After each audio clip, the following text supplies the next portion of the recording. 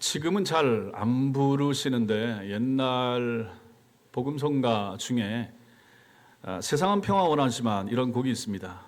예전에 많이 부르셨을 것입니다. 가사가 이렇습니다. 세상은 평화 원하지만 세상 전쟁의 소문도 늘어간다. 이 모든 인간 고통 두려움뿐 그 지겨움 끝없네. 옛날에 많이 부르셨을 것입니다.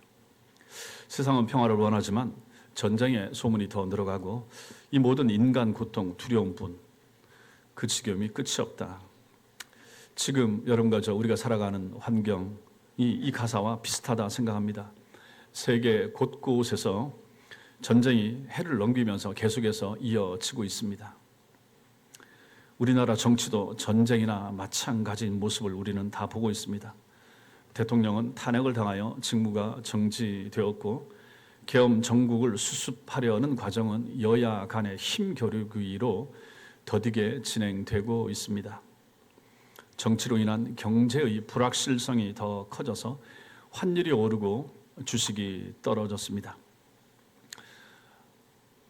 제가 다 알 수 없지만 성도들 직장이나 가정에도 여러 가지 고난과 어려움이 있을 수 있습니다. 질병의 문제가 있을 수 있고 경제적인 문제이거나 아니면 자녀, 가족의 갈등이나 문제 이런 것이 있을 수가 있습니다. 그것들이 여러분의 마음을 불안하게 하고 근심하게 하는 요소가 될 수가 있습니다. 이러한 상황 속에서 참된 평안을 찾는 것은 우리 모두의 공통된 소망일 것입니다. 오늘 본문 속에서 주님은 제자들에게 말씀하십니다. 내가 너희에게 평안을 주노라. 내가 너희에게 평안을 주노라. 이렇게 말씀하십니다. 설교를 준비하면서 마지막 주일날 어떤 설교를 준비하면 좋을까? 이 어렵고 힘든 시기에, 불안하고 어려운 시기에 어떤 말씀이 좋을까 하다가 이 말씀을 찾았습니다.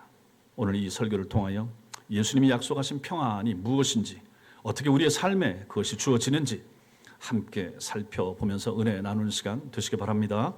먼저는 하나님의 평안과 하나님의 평안을 좀 우리가 알 필요가 있습니다. 우리는 본래 인간은 죄로 인해서 하나님과 원수 관계에 있었죠. 타락해서. 그러나 주님의 십자가 속죄 사역을 통하여 하나님과 화목하게 되고 그리고 평화를 누리게 되었습니다. 여기 평안이라고 하는 이 단어가 히브리어로 우리가 잘 아는 대로 샬롬입니다. 샬롬.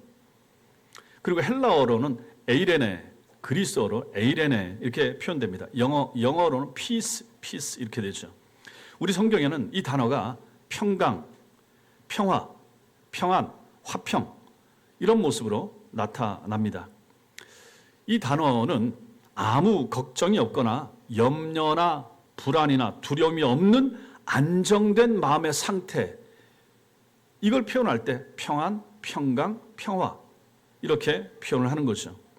자, 그런데 우리는 성경 속에서 두 가지 평안을 찾을 수가 있습니다. 그것은 하나님과의 평안과 하나님의 평안입니다. 약간 뉘앙스가 다른데 구별할 필요가 있습니다. 하나님과의 평안, 이것을 가지고 어렵게 말하면 객관적 평안 이렇게 말할 수 있고, 하나님의 평안, 이것은 주관적 평안 이렇게 부를 수 있습니다. 크게 중요한 건 아닙니다. 그런데 하나님의 평안, 주관적 평안이죠. 이것은 하나님과의 평안, 즉 객관적인 평안이 주어지기 전에는 결코 우리에게 주어지지 않는다는 사실을 알 필요가 있습니다. 주님께서 제자들에게 이 말씀을 처음에는 하시지 않다가 이제 십자가에 달리시기 직전에 이 말씀을 하시는 이유가 있습니다. 그것은 예수 그리스도 우리 주님의 십자가 죽음으로 제자들을 위한, 세상을 위한, 사람들을 위한 속죄 사역이 완수되기 때문입니다. 자, 그래서 죄를 속하는 십자가 죽음의 이 사역이 완수가 되게 되면 이제 그것을 받아들이는 사람들에게는 하나님의 평화를 누리게 될 것이기 때문에 예수께서 이 시점에 이 말씀을 하시는 것입니다. 로마서 5장 1절 말씀 보겠습니다. 시작. 그러므로 우리가 믿음으로 의롭다 하심을 받았으니 우리 주 예수 그리스도로 말미암아 하나님과 더불어 화평을 누리자. 자, 보십시오. 우리가 믿음으로 의롭다 하심을 받았다. 여러분과 제가 예수를 믿었어요. 그래서 의롭게 됐습니다. 그러면 하나님과의 평화가 이루어진 것입니다. 그전에는 원수였잖아요. 근데 하나님과의 평화가 믿음으로 이루어졌어요. 그랬더니 우리 주 예수 그리스도로 말미암아 하나님과 더불어 화평을 누리자. 하나님의 평안이 우리에게 주어진다 하는 것입니다. 인간은 에덴 동산에서 하나님과 관계가 깨어진 존재, 하나님의 원수되었던 존재였지만 예수 그리스도의 속죄로 인해서 이제 평안 화평을 누릴 수 있게 된 존재가 되었습니다. 이사야 9장 6절에 보시면 한 아기가 우리에게 낳고 그의 이름이 기묘자, 모사라, 전능하신 하나님이라 하고 그 뒤에 평강의 왕이라 그렇게 불릴 것이라 이렇게 말합니다. 이 아이가 누굴까요? 예수 그리스도십니다. 예수님이 이 땅에 오셨는데 이사야가 묘사하기를 그 아기를 기묘자, 모사, 전능하신 하나님 그리고 평강의 왕, 샬롬의 왕 이렇게 표현하는 거죠. 이사야 53장에는 또 이런 말이 나옵니다. 그가 징계를 받음으로 우리가 평화를 누리고 이 평화 샬롬입니다. 요한복음 20장에는 부활하신 주님이 제자들이 모인 방에 문은 다 닫혀 있는데 문 가운데 갑자기 호련히 나타나십니다. 그리고 말씀하십니다. 너희에게 평안이, 너희에게 평강이 있을지어다. 이때 평강 에이레네, 샬롬이 되는 거죠. 이처럼 이제 성도들이 누리는 평안은 하나님과의 평안이 아니라 예수님이 주시는 하나님의 평안이 되는 것입니다. 이 평안은 오직 예수 그리스도를 믿는 자, 자신이 죄인됨을 알고 회개하고 예수를 믿게 된 자에게만 주어지는 것이 바로 하나님의 평안이 되는 것입니다. 하나님과의 평강이 먼저고 그 다음에 하나님의 평안이 오는 것입니다. 예수를 믿고 거듭나고 새신자가 된 사람에게 그 마음에 찾아올 수 있는 것, 그것이 바로 하나님의 평안인 것이죠. 자, 그렇다면 우리는 이렇게도 질문을 할 수가 있습니다. 우리 주변에 예수 안 믿어도 교회 안 다녀도 신자가 아니어도 마음 편하게 얼마든지 잘 살아가는 것처럼 보이는 사람들이 있는데 저 사람들은 뭡니까? 뭐 꼭 교회 나와야 평안을 누립니까? 예수 안 믿어도 평안을 누리기도 하고 또 어떤 사람 초월 명상 통해서 뭐 평안을 누린다고 하고 아니면 단전 호흡을 한다든지 어떤 분들은 뭐 템플 스테이 갔더니 참 너무 좋더라 해서 나는 마음에 평화롭습니다. 이렇게 하는 사람들이 있고 이단 사이비에도 평안 누리는 사람들이 얼마나 많은가? 그렇게 물을 수 있죠. 그럼 이 사람들 다 뭡니까? 이분들 다 뭡니까? 이것을 가지고 우리는 무지의 축복이라 이렇게 말할 수 있는 거죠. 몰라서 평안을 누리는 것처럼 보이는 것입니다. 불신자가 자신의 머리 위에 놓여있는 임박한 하나님의 진노와 하나님의 심판, 지옥의 고통을 알지 못하기 때문에 지금 당장은 마음에 평안이 있는 것처럼 보일 뿐이라고 하는 것입니다. 평안을 위한 사람들의 노력, 그것은 자신들의 염려와 스트레스를 잊어버리는 몸부림에 불과한 것입니다. 그렇게 하면 잠시는 평안해져. 잠시는 마음이 좀 누그러지고 좋아지는 것 같습니다. 그러나 그때뿐입니다. 자기 위에 임박한 하나님의 진노가 예비되고 준비되고 있다 하는 것을 모르기 때문에 땅에서 뭔가 평안을 얻어보려고 노력하고 애를 쓰는 것이죠. 그렇게 얻는 평안, 임시 방편에 불과한 거죠. 그래서 주님이 주시는 평안은 세상이 주는 것과 다르다 이렇게 표현하는 것입니다. 세상이 주는 평안, 세상이 말하는 평화, 이건 언제라도 깨질 수가 있습니다. 그렇지 않습니까? 세상이 주는 평안, 평강, 이거 언제입니까? 언제 좋아집니까? 주식이 오르면 내가 산 주식이 많이 오른다. 너무 좋죠. 기분 좋죠. 평안하죠. 내가 몸이 아프지 않을 때, 건강할 때, 그러면 나는 마음에 평안이 있을 수 있죠. 자녀들이 잘 될 때, 좋은 결과가 뭐 있을 때, 그럴 때 어떻습니까? 기분이 좋죠. 마음 평안할 수가 있습니다. 자, 그런데 그것이 계속됩니까? 한 주간, 한 달, 1년 계속 유지됩니까? 그럴 수가 없다 하는 것이죠. 그러나 하나님의 평안은 이거하고 다르더라 하는 것입니다. 그래서 우리에게 필요한 것이 지금 시대에 우리에게 필요한 것이 바로 하나님의 평안이라 하는 거죠. 예레미야 시대 거짓 선지자들이 뭐라고 말했습니까? 곧 나라는 다 망해가는데 샬롬 샬롬 샬롬 샬롬 외치지 않았습니까? 사람들을 속였습니다. 사람들이 듣고 싶어하는 말을 귀에 들려준 거죠. 어렵고 힘들고 하나님의 진노가 가까이 왔음에도 불구하고 제대로 사실대로 회개하라라고 얘기하지 않고 좋아질 겁니다. 괜찮습니다. 더 나아집니다. 하나님이 복 주십니다. 괜찮아집니다. 이렇게 말하지 않았습니까? 속인 거죠. 그들을 기다리고 있었던 거짓 선지자들과 그들을 따라갔던 사람들 앞에 놓여 있었던 건 무엇입니까? 하나님의 심판이었고 바벨론 군대였던 것입니다. 예레미야는 그것을 잘 알고 있었기 때문에 거짓 선지자들처럼 샬롬을 외칠 수가 없었던 것입니다. 두 번째로 그러면 우리는 그럼 이 평안은 어떻게 우리에게 주어지는가? 평안이 주어지는 통로. 주관적 평안, 하나님의 평안이라고 그랬습니다. 이것은 객관적 평안, 하나님과의 평안, 이것의 결과로 주어진다라고 말씀을 드렸죠. 회심하고 예수를 믿어 하나님과의 평화 관계가 이루어져야만 그 사람 속에 하나님의 평안이 머물게 되는 것입니다. 빌립보서 4장 말씀 읽겠습니다. 시작. 아무것도 염려하지 말고 다만 모든 일에 기도와 간구로 너희 구할 것을 감사함으로 하나님께 아뢰라. 그리하면 모든 지각에 뛰어난 하나님의 평강이 그리스도 예수 안에서 너희 마음과 생각을 지키시리라. 성도의 마음과 생각을 지키는 것은 무엇인가? 하나님의 평강이라고 하는 것입니다. 세상이 뭐 이렇고 세상이 내가 바라는 대로 좋아지고 뭐가 오르고 뭐 좋은 소식 들린다고 해서 그건 그때뿐이라고 말씀드렸잖아요. 정말로 필요하고 중요한 거, 우리의 마음과 생각을 항상 지켜낼 수 있는 것은 무엇인가?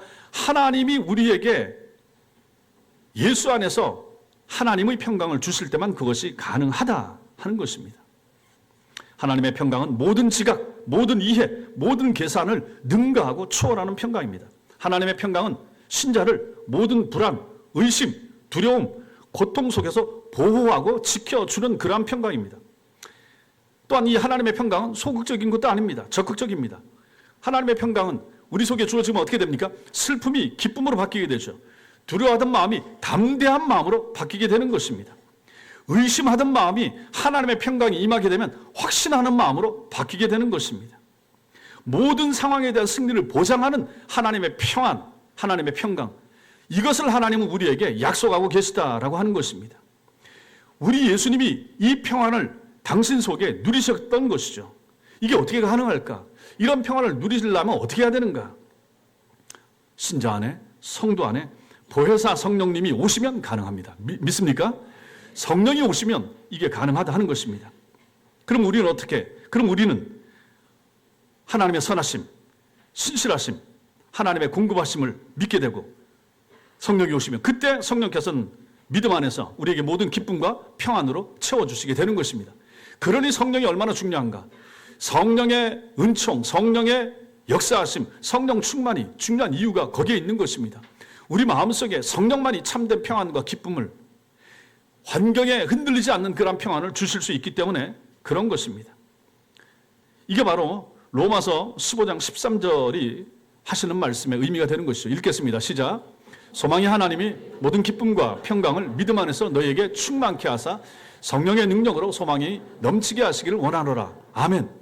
성령의 능력으로 하나님이 모든 기쁨과 평강을 믿음 안에서 너희에게 충만케 하사, 믿으시기 바랍니다.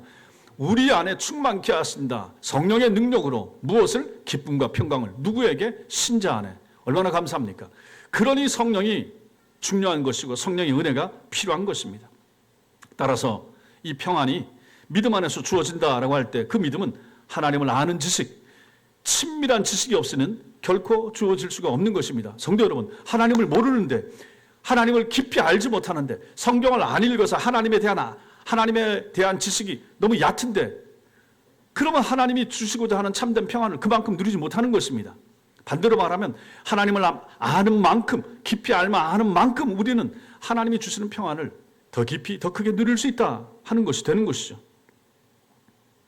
하나님의 선하심을 맛보아 알았던 그 지식, 하나님의 신실하심을 경험했던 어떤 사건, 하나님의 공급하심을 누리는 어떤 삶의 현상, 이런 일을 통하여 하나님을 아는 일이 없었다면 어떻게 골치 아프고 고통스럽고 좌절하게 하는 그러한 우리 주변에 있는 환경들 속에서 그 하나님을 아는 믿음으로 마음이 평안해질 수가 있겠습니까?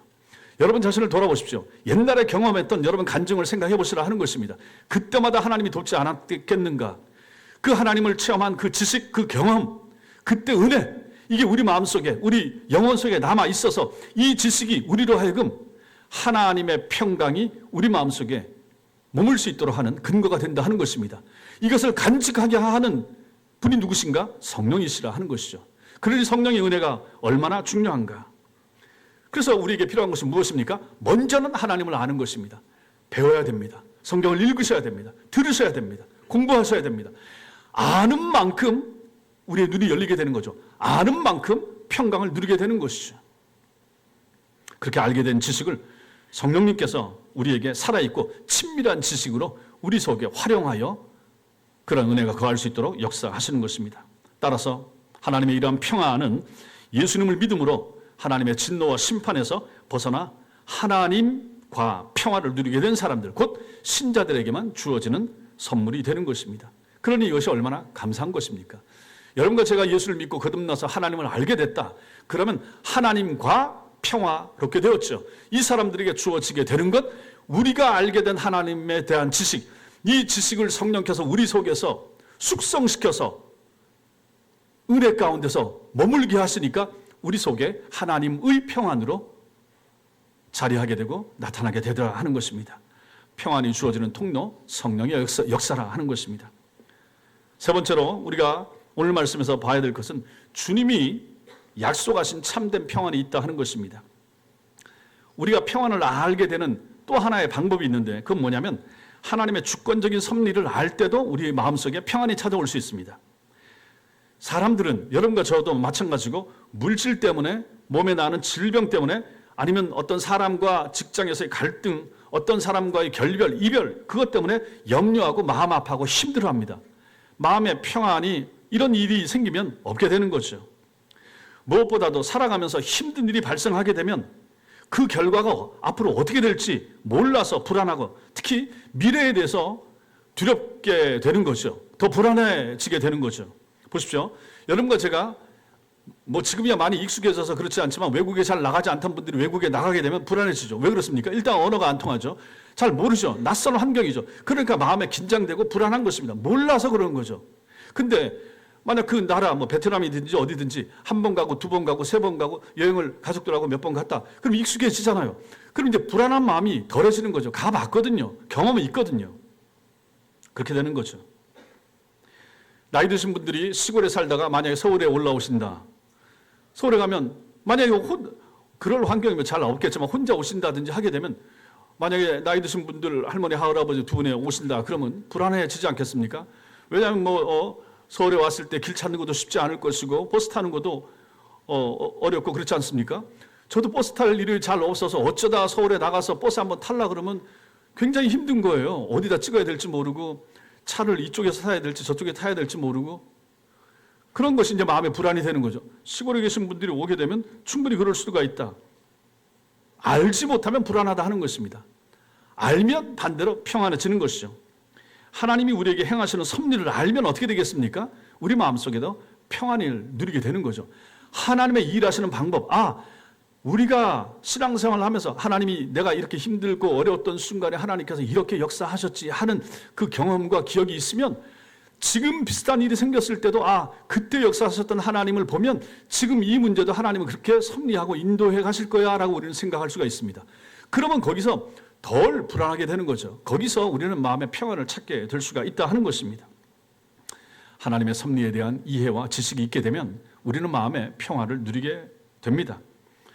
하나님이 우리에 대한 선한 목적을 가지고 우리를 선택하시고 구원을 하셨다. 우리는 다 믿지 않습니까? 하나님이 나를 사랑하셨다. 창세전에 택하셨다. 그리고 나를 어느 시점에 나를 부르셔서 예수 알게 하시고 믿게 하셨다. 우리는 이걸 알고 믿는다라고 하는 얘기입니다. 그러면 우리는 하나님이 나를 부르신 목적이 있다.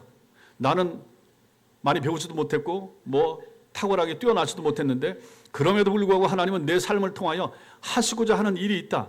라는 것을 우리는 성경을 통해서 알고 배우지 않습니까? 나를 향한 하나님의 섭리가 있다. 그걸 믿는 거죠. 우리 생애와 삶에서 하나님께서 나를 통해서 나타내 보이고자 하는 뜻이 있다. 사명이 있다. 나는 이 사명을 다 마치면 하나님 앞에 가게 될 것이다. 사명이 끝나기 전에는 안 간다. 그런 마음, 그런 믿음이 있다라고 하는 것입니다. 이게 얼마나 중요한가. 로마서 8장 28절 말씀 시작. 우리가 알거니와 하나님을 사랑하는 자 곧 그의 뜻대로 부르심을 입은 자들에게는 모든 것이 합력하여 선을 이루느니라. 성도 여러분, 제발 이 말씀 다 외우시겠지만 외우십시오. 외우시고 어렵고 힘든 순간에 여러분 자신에게 이 말씀을 들려주십시오. 힘들고 낭망하고 불안해하는 여러분 영혼에게 이 말씀을 들려주시라 하는 것입니다. 하나님을 사랑하는 자 곧 그의 뜻대로 부르심을 입은 나에게는 모든 것이 합력하여 내 눈앞에 펼쳐지는 이 고통스럽고 어려운 이 환경이 결국은 합력하여 하나님의 뜻 가운데 선으로 이루어지게 될 것이라 믿으시라는 얘기입니다. 얼마나 감사한 말씀입니까? 우리는 하나님 섭리에 대한 인식과 확신을 가지게 되면 어떤 순간, 어떤 상황에서도 우리는 평안을 누릴 수가 있게 되는 것입니다. 우리에게 여러 가지 어려운 상황이 발생하고 두려운 환경이 생겨나도 하나님이 마침내 당신의 선한 목적을 이룰 줄 알고 믿는다 그러면 우리는 마음의 평안을 가질 수가 있게 되는 것입니다. 이게 쉽게 되지는 않죠. 그럼에도 불구하고 자꾸 연습하고 하나님 앞에서 이런 말씀을 외우면서 또 기도하면서 지내다 보면 충분히 이건 가능해지는 것입니다. 로마서 5장 말씀을 또 같이 보겠습니다. 시작. 다만 이뿐 아니라 우리가 환난 중에도 즐거워하나니 이는 환난은 인내를, 인내는 연단을, 연단은 소망을 이루는 줄 알미로다. 이런 말씀이 성경 속에 들어있으면 얼마나 감사합니까? 우리가 환난 중에도 즐거워한다. 신자가 하나님의 평안을 누리게 된 사람, 하나님과의 평화가 이루어져서 하나님의 평안을 누리게 된 사람들은 환난 중에도 즐거워한다. 왜? 환난은 인내를, 내가 인내가 필요하구나. 이 과정, 이 통과하는 기간이 필요하구나. 내가 참아야 된다. 하나님이 나를 성장시키기 위해서 이 환난을 허락하시는구나. 그래서 그 인내를 결국은 연단을 이루게 되고 결국 그 연단은 우리를 더 강하게 해서 결국은 소망을 이룬다 하는 것입니다. 그러니 하나님이 우리에게 원하시는 것은 지금의 우리의 모습이 아닌 소망에 가득 찬 더 성장하고 성숙한 하나님의 사람의 모습을 기대하시기 때문에 하나님께서는 우리에게 환난을 허락하시더라 하는 것입니다. 예수님의 제자들 보십시오. 평생 예수님을 주로 모시고 따라다녔죠. 그분에게 자신의 인생을 걸었던 사람들이 예수님의 제자들입니다. 그런데 예수님이 지금 이 상황에서 뭐라고 말씀하십니까? 그들을 떠난다. 내가 너희를 떠날 것이다. 이렇게 말씀하십니다. 다시는 볼 수 없게 되리라 말씀하시는 거죠. 그러니까 제자들이 어떻게 반응합니까? 불안합니다. 두려워합니다. 3년 동안 자기들을 이끌고 다니시면서 먹여주시고 재워주시고 가르쳐주시고 하셨던 주님이 떠나신다라고 하니 생각해 보십시오. 마음이 왜 불안하지 않겠습니까? 왜 두렵지 않겠습니까? 지금 그러한 제자들을 향하여 오늘 본문의 말씀을 우리 주님이 주고 계시다 하는 것입니다. 예수께서 말씀하십니다. 근심하지 말라 말씀하시죠. 주님은 떠나시지만 그들을 고아처럼 버려두지 않을 것이다. 이렇게 또 말씀하십니다. 이 말씀이 이루어집니다. 어떻게 이루어집니까? 성령을 통하여 성령으로 다시 오셔서 그들 마음속에 영원히 함께 하시리라 라고 말씀하시는 것이죠. 제자들이 이 말씀을 듣는 순간은 이 말씀이 무슨 의미인지 모릅니다. 보혜사를 보내시고 승천하신 승천하신 예수께서 보혜사 성령으로 오셔서 제자들과 함께 하신다는 이 약속을 몰랐기 때문에 그들은 불안하고 두려워 떨었던 것입니다. 그러나 주님은 이 말씀을 하시면서 깨닫게 될 날이 올 줄로 알고 이 말씀을 주시는 것이죠. 그 결정판이 요한복음 16장 33절 말씀에 나타납니다. 읽겠습니다. 시작. 이것을 너희에게 이르는 것은 너희로 내 안에서 평안을 누리게 하려 함이라. 내 안에서 예수 안에서 평안을 누리게 하는데 아니 주님 떠나시는데 예수는 없는데 어디서 평안을 누린단 말입니까? 성령을 통하여 성령이 오셔서 우리 안에 평안을 주신다. 그 약속이 되는 거죠. 오늘 본문의 말씀도 마찬가지입니다. 나의 평안을 너희에게 주노라. 나의 평안을 너희에게 주노라. 나의 에이레네를 너희에게 주노라. 내가 너희에게 주는 것은 내가 너희에게 주는 이 평안은 세상이 주는 것과 같이 아니하니라. 그러므로 너희는 마음에 근심하지 말고 두려워하지 말라. 이게 주님의 명령이고 당부고 약속이 되는 것입니다. 믿습니까? 주님이 우리한테 말씀하십니다. 두려워하지 말라고 말씀하십니다. 근심하지 말라고 하십니다. 내가 너희에게 평안을 주었고 성령을 보내고 그 성령을 통해서 너희 마음속에 이 평안을 확실하게 해줄 테니까 걱정하지 말라 약속하시는 것입니다. 마지막으로 우리는 오늘 말씀에서 이 평안은 흔들 수 있는 존재가 없다. 마귀도 평안을 흔들 수가 없고 죽음도 흔들 수가 없다 하는 것을 볼 수가 있습니다.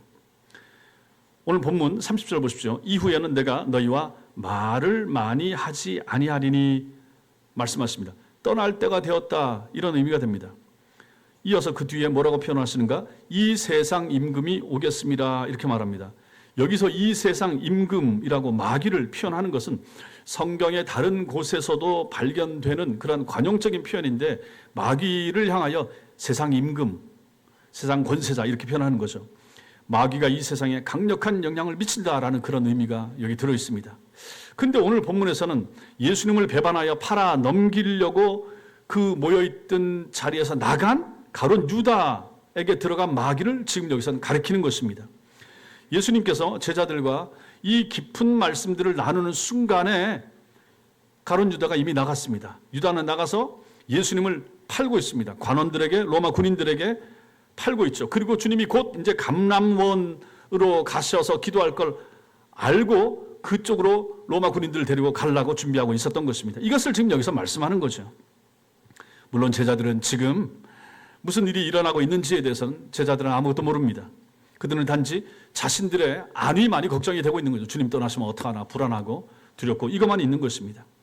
이 세상 임금 마귀가 가룟 유다 속에 들어가고 유대의 관원들과 빌라도와 로마의 군인들에게 합사하여 결국 그 밤부터 다음 날까지 예수님을 신문하고 마침내 십자가 처형의 집행이 이루어지게 될 것입니다.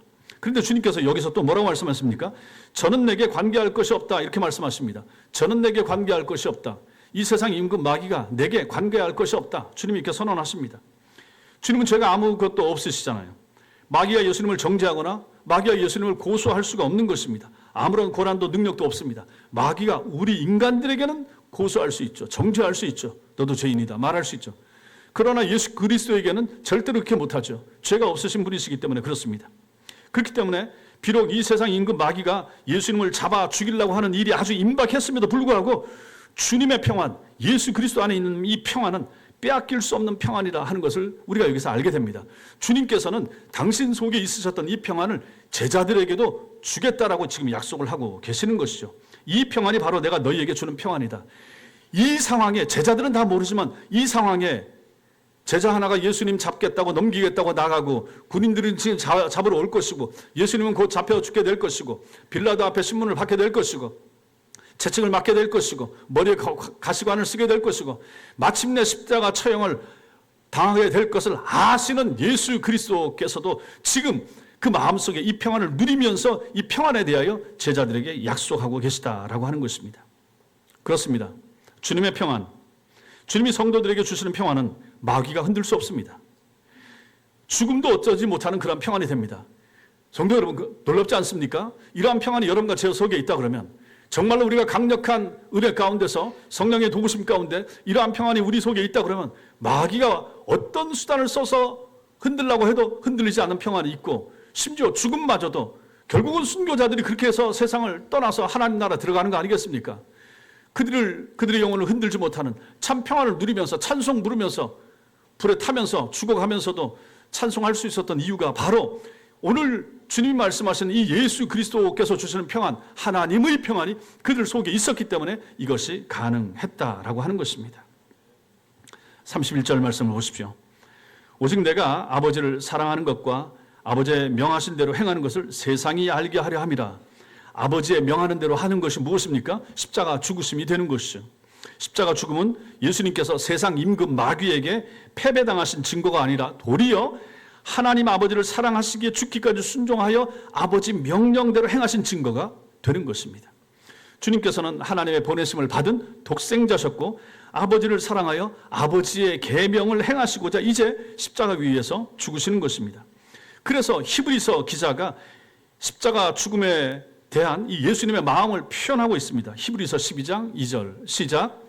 믿음의 주여 또 온전케 하시는 이인 예수를 바라보자 저는 그 앞에 있는 즐거움을 위하여 십자가를 참으사 부끄러움을 개의치 아니하시더니 하나님 보좌 우편에 앉으셨느니라. 아멘.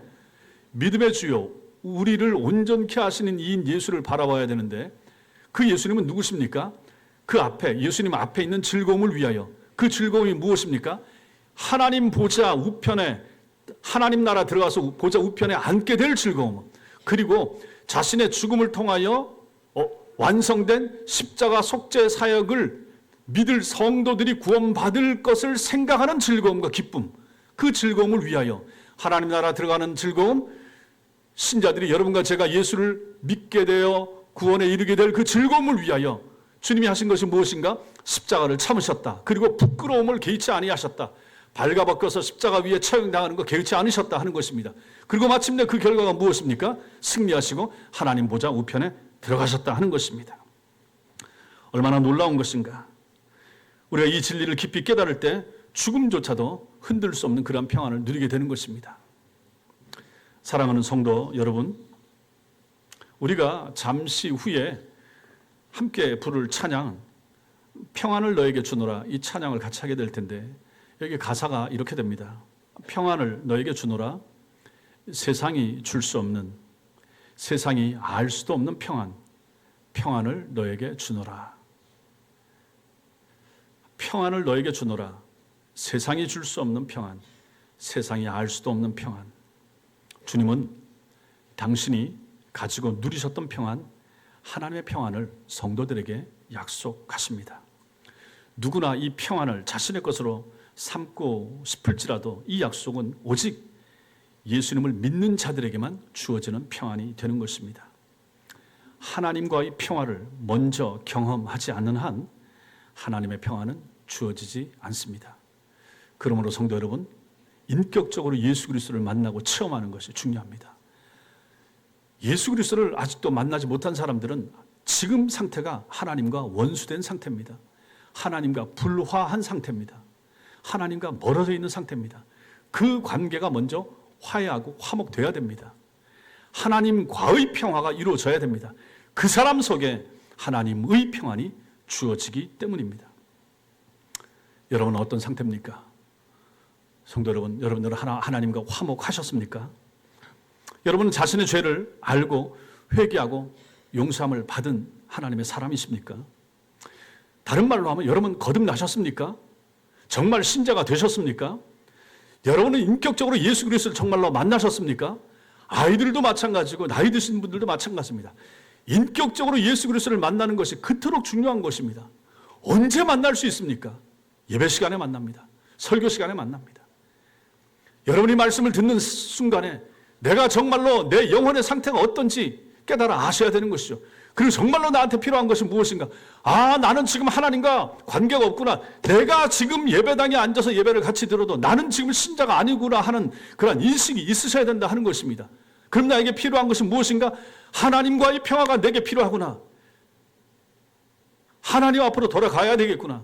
내 마음속에 예수 그리스도를 모셔드려야 되겠구나. 이 마음이 드셔야 되는 것이죠. 아직 회심하지 않은 성도들에게 이 말씀을 드리는 것입니다. 예수 그리스도를 만나게 된 사람, 신자가 됐죠. 인격적으로 예수님을 만난 많은 여기 계신 하나님의 사람들, 우리 속에 이제 무엇이 있게 됩니까? 하나님의 평안이 있게 되는 거죠. 근데 주변에 일어나는 일들이 너무 크고 거대하다 보니까 누려야 될 하나님의 평안을 제대로 누리지 못하고 있는 것입니다. 그러니 성도 여러분, 이때 우리가 해야 될 것이 무엇입니까? 말씀을 붙드는 것입니다. 더 기도 속으로 들어가는 것입니다. 세상이 너무 두렵습니다. 무섭습니다. 험악합니다. 이 세상 속에서 담대하게 이길 수 있는 하나님의 사람 될 수 있도록 하나님 나에게 역사해 주옵소서. 기도하셔야 되는 것입니다. 주님은 우리에게 약속하시고 약속하신 것을 주셨습니다. 보혜사 성령을 통하여 평안을 주신 거예요. 누려야 되는 거죠. 누려야 되는 것입니다. 있는데 누려야 되는 것이죠. 하나님의 평안이 여러분 것인 것을 믿으시기 바랍니다. 약속하신 하나님의 평안은 우리의 지각과 이해와 계산과 상황, 심지어 마귀, 죽음까지도 능가한다고 하지 않았습니까? 죽음 앞에서도 평안할 수 있으면 얼마나 감사하겠습니까? 아무리 어렵고 아무리 고통스러워도 그 평안을 누릴 수 있다 그러면 얼마나 감사하겠습니까? 지금 여러분들이 고민하고 힘들어하고 하나님께 가지고 나아가는 문제들도 우리 주님이 이미 다 아신다 믿으시기 바랍니다. 주님이 모르시는 문제가 어디 있습니까? 내 마음의 고통, 어려움, 힘든 거, 내 몸에 일어나는 질병, 나는 지금 종합검진을 해도 드러나지 않는 그런 어떤 세포의 이상이라든지 무슨 문제가 있을 수 있는데 그건 주님도 알고 계신다 하는 얘기입니다. 나는 몰라도 주님은 아시는 거죠. 그럼 내 몸을, 내 삶을, 내 영혼을 누구에게 맡겨야 되겠습니까? 예수 그리스도에게 맡겨야 되는 것이죠. 우리 삶의 모든 문제는 하나님의 다스리심 속에 있다는 사실을 믿으시기 바랍니다. 따라서 여러분은 하나님의 선하심과 신실하심 그리고 하나님의 공급하심을 믿으셔야 됩니다. 성도 여러분, 이게 믿음입니다.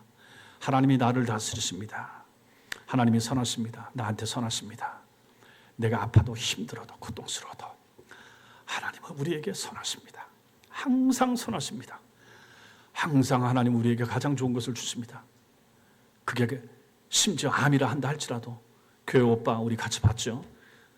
그 고통 속에서도 그것을 하나님의 선물로 받아들이고 있지 않습니까? 우리는 우리 생각에 내 몸에 좋은 거, 내 가정에 좋은 거, 내 삶에 좋은 것만 선물로 생각하지만 성경을 보면 하나님은 그렇지 않더라 하는 것입니다. 바울 몸의 질병도 하나님의 선물이었고 욥에게 났던 악창과 가족을 다 잃어버리는 것도 하나님의 선물이라. 세상 사람이 이런 얘기 들으면 미쳤다 하지 않겠습니까? 여러분과 저 생각해 보십시오. 예수 믿는다고 하면 여러분들이 온전한 정신입니까? 지금 세상에서 성경을 다 믿고 천지 창조를 믿고 동정녀 탄생을 믿고 예수 부활을 믿고 예수 재림을 믿는다 그러면 그 온전한 정신 가지고 사는 사람이겠습니까? 세상 기준으로. 우리 미친 사람들입니다. 누구에게 미쳤습니까? 누구에게 미쳤습니까? 예수 그리스도에게 미친 사람들이 되는 거죠. 미쳐야 됩니다. 미쳐야 제대로 믿습니다. 미쳐야 바로 믿게 되는 것입니다. 어설프게 미치니까 제대로 믿지 못하는 것입니다. 하나님의 선하심 믿으시기 바랍니다. 하나님은 항상 신실하시다 믿으시기 바랍니다. 하나님은 공급하신다. 무엇이든지 내게 필요하신 것을 공급하신다. 내 욕심이 커서 그것을 받아들이지 못할 뿐이지 하나님이 나에게 주는 것은 최고와 최선을 주신다 믿으시기 바랍니다. 우리 자녀들에게 주시는 것도 마찬가지입니다. 하나님이 최고를 주시는 것입니다. 받아들이셔야 됩니다. 이제 마감하는 올해만이 아니라 새롭게 밝아올 내년에도 이 말씀 앞에 아멘으로 반응하는 성도들이 되셔야 합니다. 우리 주님은 오늘 본문에서 말씀하십니다. 나의 평안을 너희에게 주노라 말씀하십니다. 나의 평안을 너희에게 주노라. 그럼 우리도 주님 앞에 대답을 해야죠. 따라하겠습니다. 주님의 평안을 저에게 주십시오. 하나님의 평안을 우리 교회에 주십시오. 하늘의 평안을 우리 나라에 부어주십시오. 기도하겠습니다. 이 시간 우리 이 말씀 생각하면서